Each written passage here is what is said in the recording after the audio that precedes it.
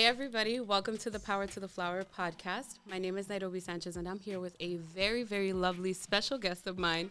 Her name is Chelsea Higgs Wise.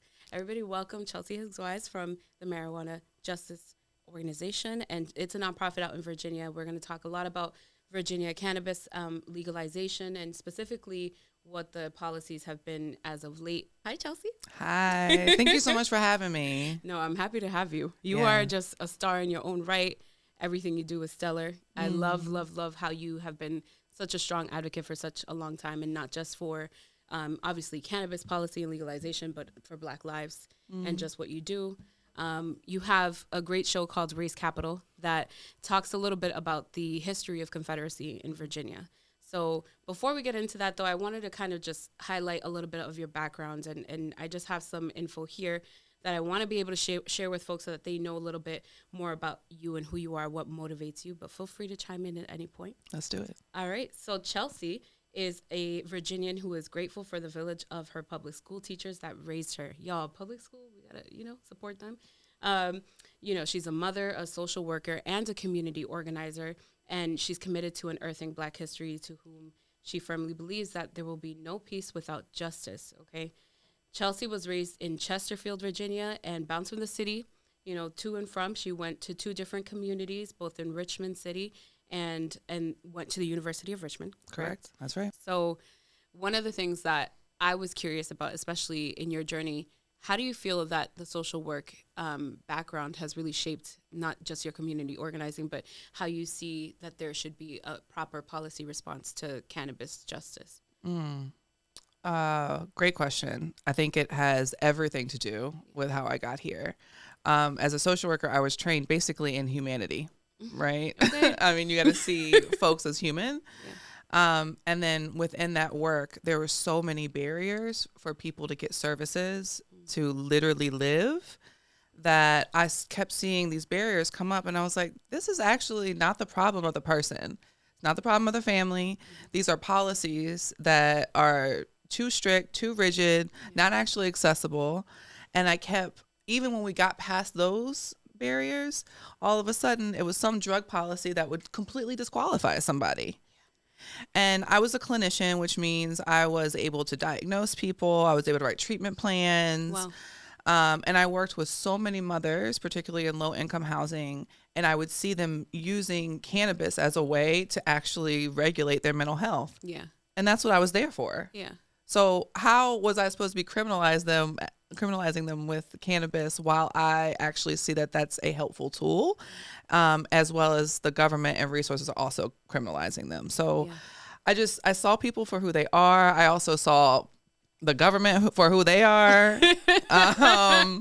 Yeah. And it really motivated me to be like, I love this side of it, of direct care, serving people. But because I was a clinician, because I got to deal with so much Medicaid, so many of the regulatory boards in Virginia around mental health, I said, actually, I could see very easily where I can pivot from social work, mental health policy that I had to abide by to policy that can actually open the doors for people to receive services. Absolutely. And that's, yeah. Yeah, go ahead. No, I was gonna say that's how I ended up in drug policy. Of course, as well as I have my own history that's influenced that, which is also how I got to social work. But when people ask me so much, I said, I always think about how would this policy help the families that I was working with 10 years ago. So policy for the people, if you will. There you go. Yep. And that's something we emphasize here on this podcast. I think that, the conversations around cannabis always, seem to be about the past or the criminality of it, or some people wanting to say, depending on which side of the argument you're on, and it tends to be a lot partisan wise. We won't get too much into the politics, but, in terms of why we see the results as the way that they are, especially in a place like Virginia, that has such a, deep-rooted history in Confederacy, slavery, we see that there's still leanings to using drug as a means to criminalize people. So on that note, I'm kind of curious to know, especially with, your advocacy through the system and everything like that, is there any particular type of pushback that you have seen that would still be present today in the present day conversations about legalizations that just does not seem to go away? Like, is there one thing that people just keep using as a sticking point to be like, this is why we can't pass legalization? Well, there are so many, to be real, because of the way that criminalization has just been embedded in our entire community and our entire narrative and our socialization, and the media that we consume. But the one that sticks out to me that people continue to put in my face is, what about the young people? What about the youth? Yeah. Frying your brain on drugs. The youth are going to get their hands on everything. Is always coming back. Well, how is this going to impact our youth? And that's why we partnered very specifically with youth organizations in Virginia so that they can speak their mind, they can talk about what the truth is, and just for everyone's knowledge that in legal states, there has been absolutely zero increase of youth use because of legalization. So these two correlations don't even go together. And politicians know that because it's happened on every single state. So it's just a way that we are utilizing children to not just criminalize cannabis, but to criminalize them, to criminalize families and to keep us backwards. So it really is what about the youth? What about the family? But in Virginia, even though we are a legal state for consuming and possessing and growing, one of the bills that we work on is that parents can still lose their children for legally consuming cannabis. That's crazy. So how do you as a mom have these conversations with other mothers, right? Like they're probably like, you mentioned the moms that you used to take care of, at least diagnose and give care plans for. They themselves used to consume cannabis or still do probably. But in that time, I know that you would see it on a health perspective, but coupling both the policy, the advocacy, and the healthcare, how do you even shape those conversations when you're advocating for policy to change, but you know that there is a culture and a stigma behind consumption, especially for moms? Yeah. When I'm talking to moms, it's much easier than talking to politicians. Come on. And because moms are smarter. Moms are smarter. Moms have more experience. Moms can walk circles around these politicians. And so what I really try and focus on when I'm talking to moms, parents, and families is, what questions do you have? Let me dispel some of these myths for you that you have maybe consumed and shift your lens, because a lot of times they come in with so much shame. Yeah. They come in with the way that society has told them they're a bad mom, that welfare mom. That is the image that people get when they say a mom that's using drugs. Yeah. So I just empower them. I let them know that you're making the choices that are best for you. We also talk about harm reduction, right? Because, I'm not blind to the fact that consuming cannabis specifically through smoking is not necessarily the healthiest thing. Let's be honest. Right. Lighting anything on fire and inhaling is not the best for what your body is, but there are benefits to it. We understand what people need. So when I'm talking to moms, it's like, what are your questions? What do you see? What do you need? And because Virginia is just coming into the legalization world, a lot of folks that consume don't know about tinctures, topicals, the way that edibles can come in different ways. They don't know about the different strains about this, right? And so now it's about broadening their own imaginations to see how we can make this plant work for them and not allow the politics to come into barriers to where they don't get what they need. Right.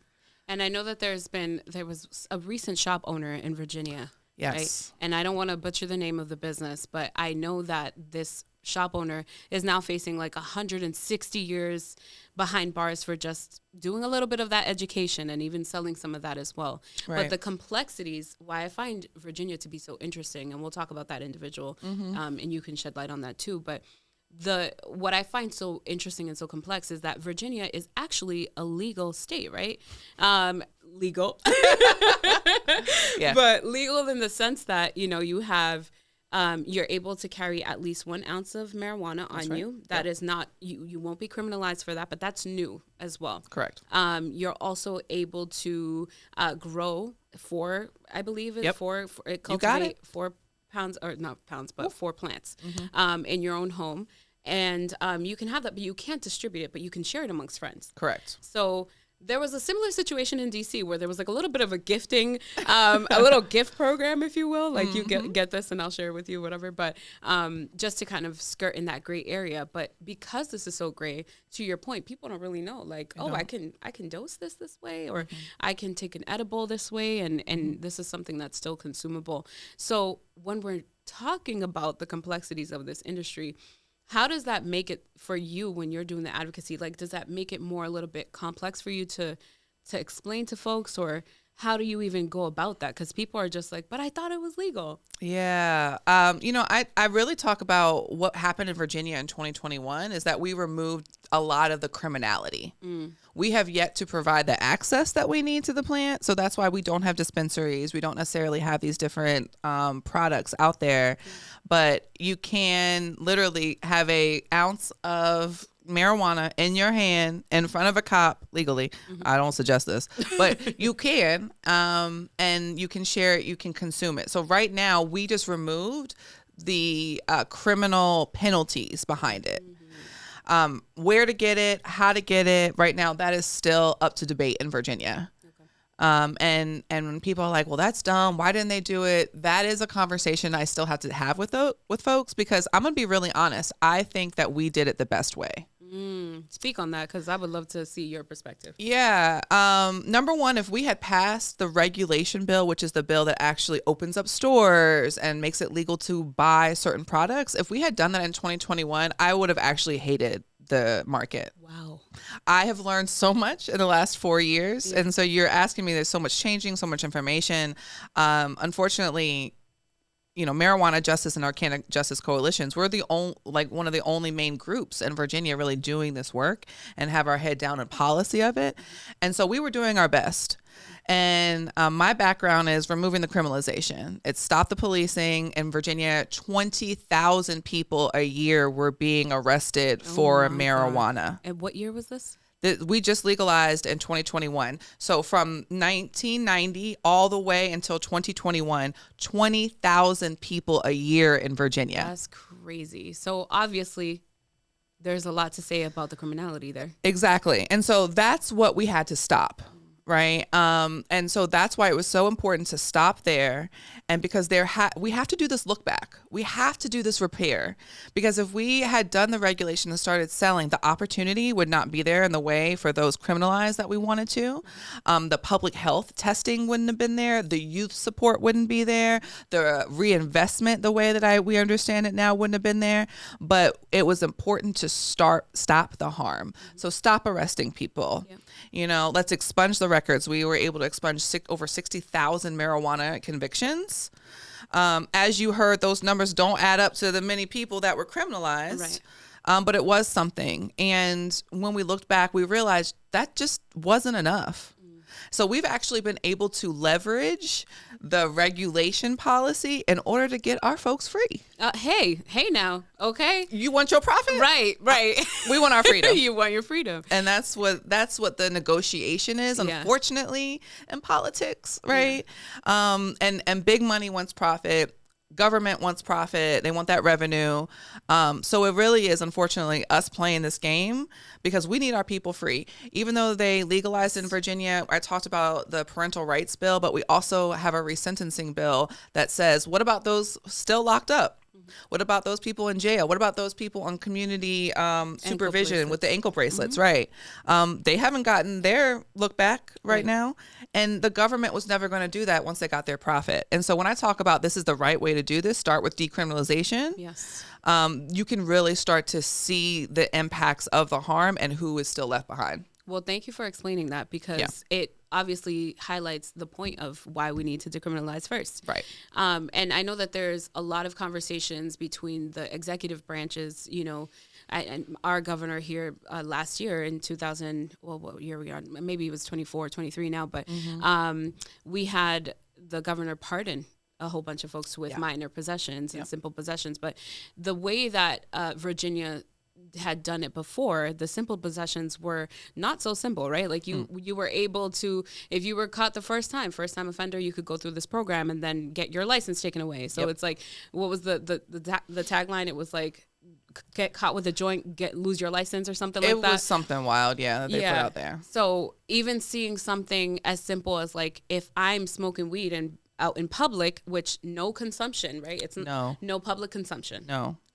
You can do it in the comfort of your home. Yes. And that won't be criminalized. Right. Unless the caveat is like, if you're, your house owner. Come on. Right? Owns that house and says, I don't want you smoking in this place. Let's stay. And then they call the cops on you, and all of a sudden. Let's talk about it. You may be criminalized for it, right? And remember I talked about those families I worked with as a social worker? They are living, a lot of them, in public housing. Period. Public housing is on federal land. Federal lands. Mm-hmm.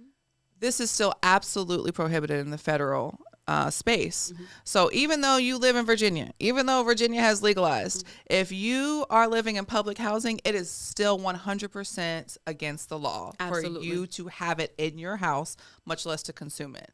So now we're thinking, wait a minute.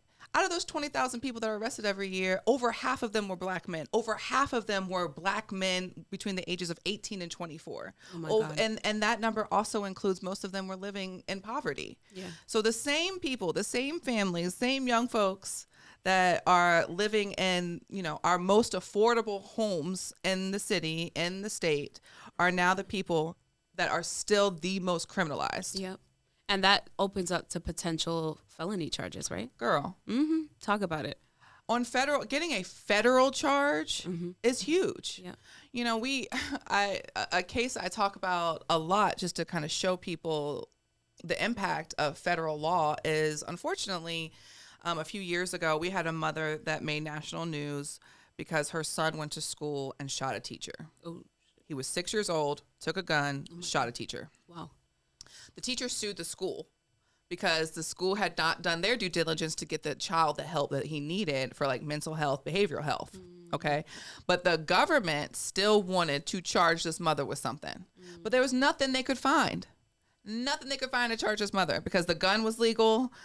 She didn't let the son have it. Obviously, that was a mistake. There aren't certain laws about locking guns up with children in Virginia. That's just not there. And so what the government did is they went, and when they had arrested her without proper charge and things, they had tested her for marijuana and all drugs, and she tested positive for marijuana. So the charge that she got, oh my God, yes, was using a controlled substance while owning a firearm. Oh my God. And obviously we know that the Controlled Substance Act has marijuana as a level 1 drug. Level 1, the most harsh. Which is like right up there with heroin. Exactly. Okay. So then what was the result of that, and how does that shape the policy advocacy that you do now? Yeah, that blew a lot of our minds, right? Because everyone was like, well, what's going to happen to the mom? And then all of a sudden she's got a federal marijuana charge that has nothing to do with the teacher getting shot.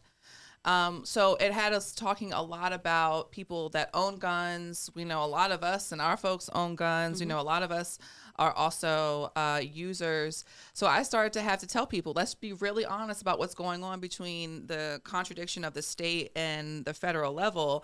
If you have a state medical marijuana card, you can't also have a concealed weapon card. Oh my gosh. So there's the intersections between policy. Yep. Okay. Yep.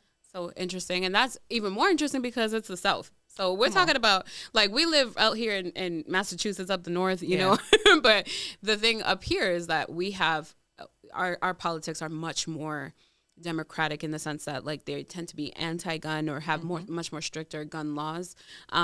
So I understand that from that perspective, but I can't even imagine being from the South, having that sort of culture, and then also having the culture of cannabis where you know, a lot of us use cannabis because it is a helpful healing substance. Yeah. So, and you talked about, partisan and politics and things. And that's the really interesting place of why cannabis isn't partisan, right? Mm-hmm. Because guess who's on our side about the gun laws? Who? The Republicans. Arkansas changed that law, y'all. Oh my God. You can have a gun and weed. Mississippi. Wow. Like, it's the southern states that have opened up these gun laws. Mm-hmm. But it is this very odd contradiction. And then you get politics and it's like, well, we don't want to pass it because the Republicans like it, even though it would save so many people from possible criminalization. So it is a really tricky place to be in the South. Virginia is a quote unquote purple state. Not we the South. And so I'm constantly finding those contradictions that we just have to navigate around, as our people always have. Yeah. You know? Yeah. We find the loopholes in ways that unfortunately our culture has had to respond to, because the people that have been criminalized for anything or been most policed through policy have been our people. Come on. So to that point, I'm very curious because, I know that this could be personal to pretty much anybody, but it's certainly personal to you. Mm-hmm. So you have a father who has had a past criminal conviction. And how did that shape you as a child of someone who went through that system? Did you see things through the criminal system that made you think, wow, this is why we need to change things? Yeah. I'm going to be really honest, and I'm not proud of this, but I think it's important for me to share this, is that in high school, I was a just say no girl. Mm-hmm. I was like, drugs are bad. Same. Drugs tore my family apart. Yeah. And I never really understood it because I was like, my dad is one of the coolest people out here. He's so kind. He's hilarious. Yeah. And you're telling me that he deserves to be in like this hardcore prison. Why? And all of his things were drug convictions. I'm going to use the word nonviolent right now because that's what the term that they use. Okay. And so he had only drug convictions that were incarcerating him. So by a certain age, I knew everything about the local county jail, the city jail, the prison that was down the street, yep. A couple hours away. And I was seeing it all of how to communicate with somebody behind bars. So that changed me in a way of like, you telling me that there are hardcore criminals behind these walls, but I just see my dad. Yeah. So you humanize it in a way. I had to, right? And so the older I got, when I went to college and things like that, I just really started to realize that, my dad was part of the system, and the system that was always targeting us, that put us in poverty, that didn't give us a way to make money and, take care of our families. And that's where my family started from. Like, I know we're not from around here, but my family's from a hillside. It's like Southside Richmond. Okay. And if you know anything from that area, it's to imagine someone not ever having any type of experience or intersection with drugs is actually just, it doesn't make any sense. It's just not probable. Yeah. So if you're going to be in interactions with drugs that way, then you're probably going to be criminalized. If you're probably going to be criminalized, then what does that mean for your future? And so just seeing that so many times while I was growing up, I was able to look back and be like, the things that they're telling us are just not the truth. Right. Yeah. Right. So, and we work with cannabis. Our organization is called Marijuana Justice. We have Canna Justice Coalition. But I want to be really clear. I think all drugs should be decriminalized. Right. I do too. I don't think anybody should be behind drugs. Behind drugs. Maybe. Behind bars. Behind bars. But maybe drugs. Maybe drugs. For drugs. Yeah. Yeah, I'm really clear about that. Unfortunately, we started with marijuana, but seeing my dad, seeing many of my family members, seeing people today that are, still using opioids or kicking the habit of opioids and doing methadone. Like, I have very close family members that are living through that, or some that haven't lived through that, unfortunately. So that has shaped me in a way that continues my fight to say we've got more to do. Yeah. And I know that I myself have family members we have this opioid epidemic, and I feel like this is why the conversation about decriminalizing drugs is so important, because it almost seems like the modern day cannabis fight, but only I find, and I don't know if this is because we border New Hampshire, right? But this is something that Lawrence, my hometown where we're at right now, has been constantly been, the target of like, oh, Lawrence sells all these drugs. They sell heroin, like all of these different types of stigmas, because our city is majority Hispanic, right? Mm-hmm. And the bordering towns are white areas in New Hampshire. And you can imagine that the political atmosphere from New Hampshire, which is like the early states during presidential primaries, gets people like our president to come up here and actually target our city, which has happened, right? So the reason why I mention this is because now the conversation, especially as you're seeing it on federal policy about drugs, it's like we're getting all the fentanyl out of here. And now it's like, Donald Trump is talking about the borders, and that's including Canada, not just Mexico this time around, but now the states look at that and they bring that conversation to the state level. So we see how a lot of this, the partisanship and all of that stuff really does affect us. So I have, for one, personally thought that there is a bigger need for a more comprehensive mental health approach to how we talk about this, because a lot of the issues that stem from the folks who even engage with any type of drug activity, but specifically like opiates, those drugs tend to be addictive, but the mental health aspect there that tends to be neglected is what causes folks to kind of lean on that a little bit more. Yeah. So I love that you have that background, because I'm sure you have stuff to say about that too. Yeah. And when we talk about public health, I encompass mental health into that piece. And I think it's whether you're an adult or even our youth, and sometimes this can be a sticky conversation, but a lot of times when youth seek out drugs, it's because of mental health things. Right. And so if we're able to offer access and different types of treatments, mental health access, and it doesn't have to be therapy, right? We're talking about mental health, talk about therapy.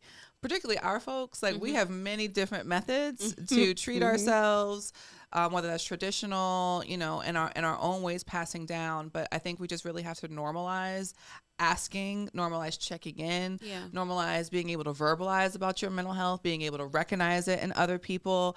I'm a real community bitch. Like if your mental health is off, I'm going to say something, and your mental health affects my mental health. Like we're really in this connected together. And so how do we lift each other up? Like in between your therapy sessions, like how am I checking in on you? Have you eaten? Have you gotten outside? Have you laughed with some friends? Like there's a holistic point of view that even is outside of what a government can offer. Period. Okay. The government will ever offer. Okay. And I think when we're talking about the holistic approach to be able to offer alternatives to using drugs, like that's on us too. That's on community. Yeah.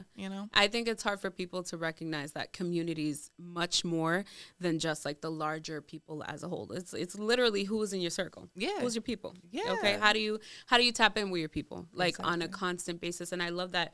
I think at one point when I was reading your bio, it mentioned something about your macro community lens. And I'm like, yes, girl, you're seeing it like through the higher picture. You're getting it. You understand that there's different ways to tap in with people. And a lot of that starts with the heart. So first of all, I just thank you for all that you do, because I know that you do that, Yeah. So people need that. People need more of that. People do that for me. Amen. I wouldn't be here without people checking in on me, checking in on my heart, and really put me here for this. So I am human too, and I would be nothing without my community and people that love on me.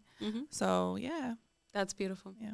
So let's pivot a little bit to the modern day Virginia cannabis conversations, okay? Because we touched on some of the historical past, obviously the criminalization, the decriminalization, and now folks are like, we need to open up this market. Yes. Okay. So I'm curious, because obviously you said that we're doing it the right way down in Virginia by decriminalizing first. So Governor Youngkin is a interesting character who came in after another interesting character.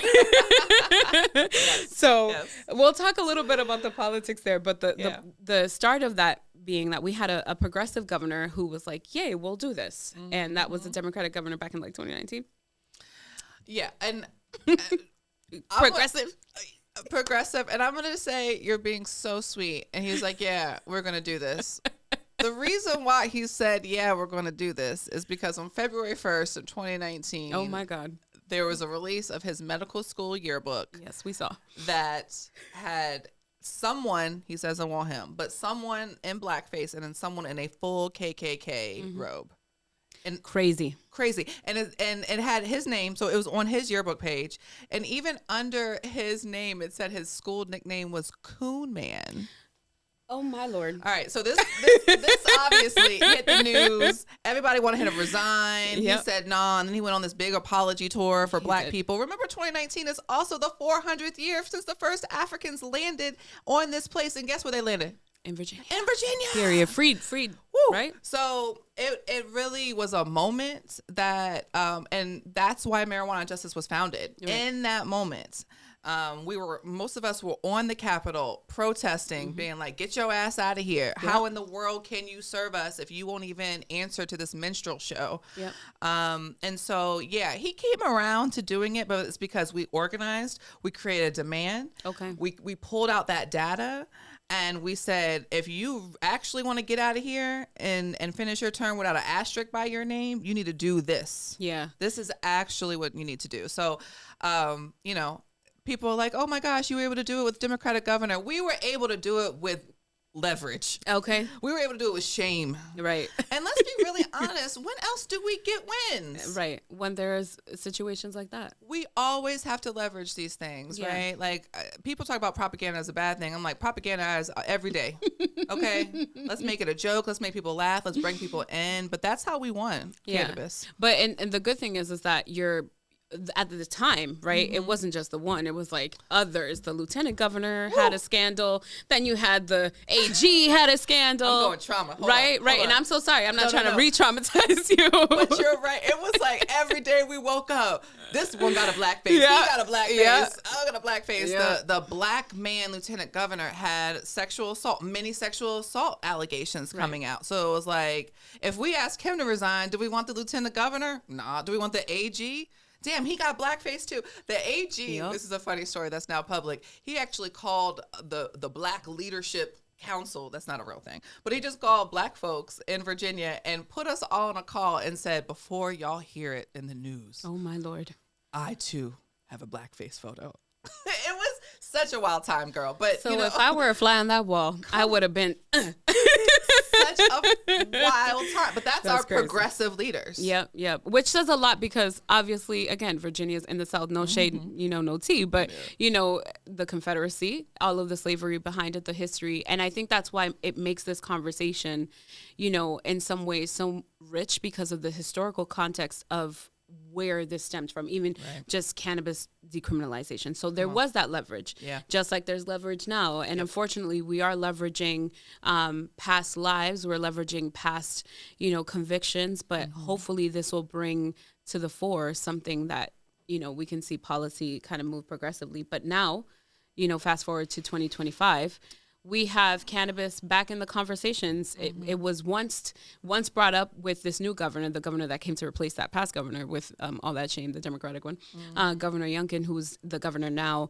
He's a Republican, but he was very clear from the jump. He's like, I'm not going to say no to what he did by legalizing, but I'm not about to pass this bill. I don't really care. Right. I have no interest. Right. I'm just like, whatever. Y'all can do what y'all want. That's his favorite quote. Yeah, I have no interest in marijuana. And it's like, okay. But, to that point, when it comes to the General Assembly, and up here we have in the Commonwealth of Massachusetts, we have the State House and the House of Representatives and the Senate, but the General Assembly over there, we got some delegates, right, who have been proposing bills, and they're all for it, and then the governor can veto that. But can you speak to what the possibility is now and the timeline of things, because we know that this is coming up soon? Yeah, so our new governor came in 2022. Okay. It was a shocker to a lot of folks that we did not get another Democratic governor, right? Wow, so shocker. I'm going to say shocker. So what happened in 2021 is that we did this decriminalization, and all the legislators like, we'll just come back next year and figure out the market.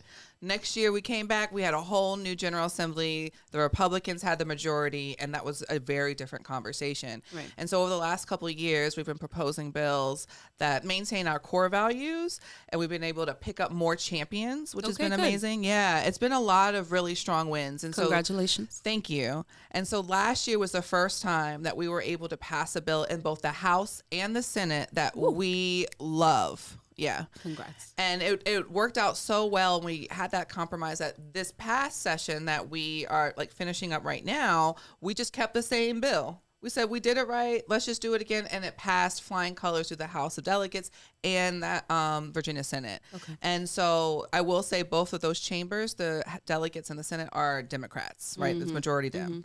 And then as you mentioned, that executive branch is where the Republican lies. And so last year, once it passed, girl, I just sat back and waited for my veto. Yeah, because it was expected. It was expected. And it came like the first week of vetoes, right? And so he was ready. He was ready. And he had told us. So this year, we passed the regulation market bill. We've passed parental rights. We've passed resentencing. And we're actually now in the final week that the governor has the ability to veto our bills.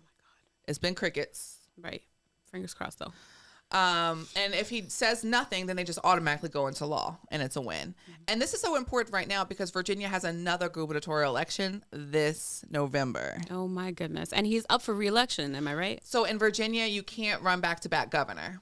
Oh, wow. Yeah. So this is a whole new piece. Child, please keep your eye on Virginia in November. Listen, I'm peeled. Listen, okay. The Republican candidate, one of the main ones right now, is a black woman. Okay. She is our lieutenant governor right now, but she is a hardcore AR-15 card carrying, I love guns Republican. I mean, it is so bad. And so I'm like, yeah, black woman, I don't know if actually. And then the Democratic candidate is an ex-CIA agent. Okay. And also a woman. Okay, but a woman. Right. But we're getting women representation. Yeah. I don't know what that will mean for policy, but it's going to be a really interesting look forward. So depending on what he does is also going to be depending on what we're pushing these candidates for in November. Now, we don't necessarily deal in the candidates range, but in the game, but we do put out information. Yeah. So the Democratic candidate is a former congresswoman. Okay. So we're going to be looking at how you voted in Congress. Right. So we talked about, immigration. We talked about these different places in the federal level. And a lot of people don't know that marijuana is the number 2 reason for deportation. Exactly. Thank you. Because that actually, in Virginia, remember when there was a little bit of overlap during the decriminalized time, some people who were then charged with that marijuana crime were then charged with a felony, and then those people couldn't go re-up. Those people being the folks who were immigrants couldn't go re-up to change their citizenship status or even go reapply for being extending their visas, right? Exactly. So go ahead. No, and it's to extend visas once you're criminalized, or it's just we know that people get criminalized for pot all the time that actually shouldn't even be criminalized. Right. And so when people are crossing borders, particularly in Arizona, New Mexico, Texas, just going across the border, that's like, oh, that's a federal crime. You had how much weed, don't even matter. Whatever. Now you're up for deportation. It's really that easy. And so, Abigail Spanberger is the Democratic candidate. She was a congresswoman. And if you follow marijuanajustice.org, you'll be able to see more in depth about her votes as we push those out in the next few weeks. But I'm going to just tell you right now, she has not been great on immigration. She has not been great on the fentanyl crisis that I will want to go ahead and say that the United States created, just like the crack crisis. Right. Where do you think we got fentanyl from, y'all? I mean, it's been in the hospitals forever. Yeah. I want to tell people all the time, like, please open up your mind. Drug cartels do not exist. The biggest cartel in the world is the United States. Yep, the United States government. Yeah. Which is crazy because, we have a present day government, right, on the federal side that is very much pointing fingers at everyone but themselves. There you go. And so this kind of brings us to this final point on legislation, policy, the ways that the direction of the government and the country really is going. Where do you see cannabis overall? I mean, federally, I'm talking not just in Virginia, but we have in other states, I want to say, I don't even want to butcher the state right now, but there is one state in particular, Ohio, that has Republicans going against social equity bills, Yes, right? they are. Trying to dismantle the bills that they had already passed. So where do you see, I mean, especially as Black and brown folks, we want to make sure that there are people who care about us. Yeah. And it seems more and more that there's lack of care. So do you see any hope for the future in cannabis? I see hope because I see hope in people. Amen. Not this government. And I remind folks that marijuana justice started in the last Trump presidency. We got legalization in the last Trump presidency. Things can happen. I do think it's important right now that we stick together and when we talk about cannabis, we don't create this cannabis elitism Yes. with other drugs. Yes. So please don't sell out everybody else because you want your free weed.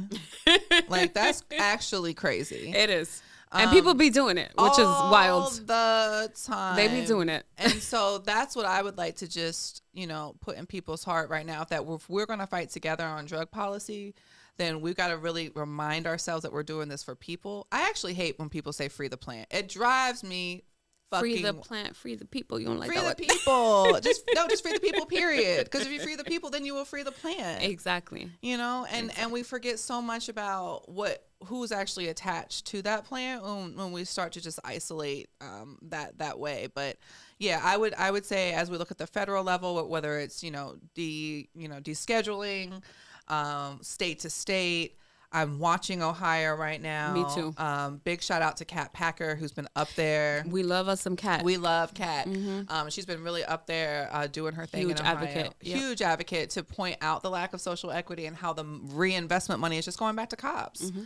And so it's going to take us to have some really brave emotions to say maybe we actually don't pass legalization because it's not going to actually benefit us. No, and certainly not right now, not at this moment. Right. So this is great. I love this point right here because now I'm curious to know. These are your times to plug in marijuana justice, and this is the time for you to tell us what you got going on, girl. We want to hear, obviously, not just what the agenda is for the future for this year, but in general, what are the core principles that you want to just stand on and make sure that if there is a call to action to anybody, that people feel that call just based on what you got to say right now, girl. No pressure. Well, the movement needs resources, okay? And as you mentioned, we are a nonprofit. So if you go to marijuanajustice.org, you can donate, and that could be a number one way to support us. Yes. We've also got some real dope merch that's for purchase that can also support us. But this is a time right now to please visit our website and find some information that's called to you. Yeah. Drug policy is so wide and expansive. There is a place for everyone to step in. Yeah. And so that means for us right now in this moment that we are also expanding beyond cannabis, and we want to work on the overdose crisis in Virginia as well. Right. We got numbers in Virginia, and unfortunately, Virginia was doing the same PR stunt that most states right now are saying overdoses are going down. Fatal overdoses are going down. We actually, the Canada Justice Coalition, FOIA'd the Virginia Department of Health, and we got the information. We said, now break it down by race. Right. Y'all, Black and Latino folks have actually increased ×3 in fatal overdoses since the pandemic. Which we have seen, and we've seen it up here in our area. Because it's everywhere. Yeah. So why, number one, why are these states acting like it's going down? Because it's going down for whites, period. And so marijuana justice is doing our due diligence to be as a model and not just create this elitism with cannabis and say, hey, while we're working on this and working on this regulation, we're also going to open it up to what preventative care looks like, what harm reduction looks like. So I would really invite people now to take a look at what do you all's overdose numbers look like. If you're a cannabis consumer, don't forget that this drug war goes way beyond some green stuff. And it always has. So just reminding ourselves that this is a legacy moment for us to survive. Yeah. The drug war was started to target us. There are ways that we can come together to fight it, to win. We have been winning. And honestly, seeing Black and brown people work together in drug policy is a newer thing. Yeah. We just kind of got here. We're just learning that we can be part of this. And there are plenty of business owners. Speak on it. But we need more advocates, community workers, mutual aid. Yeah. We can really get down as a community. So if anyone ever has questions, they can follow us at THC Justice Now on social media, pop in our DMs, ask a question.